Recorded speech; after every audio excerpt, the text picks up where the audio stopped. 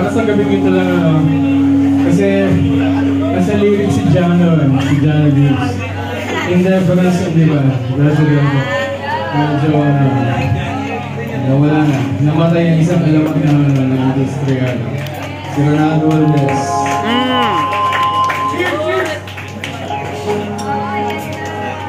Schoolmate ko rin si Jano actually. Yeah, okay.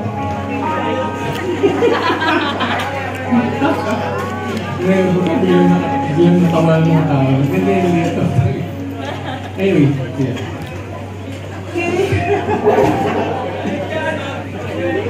Hindi. Sa first time lang ito.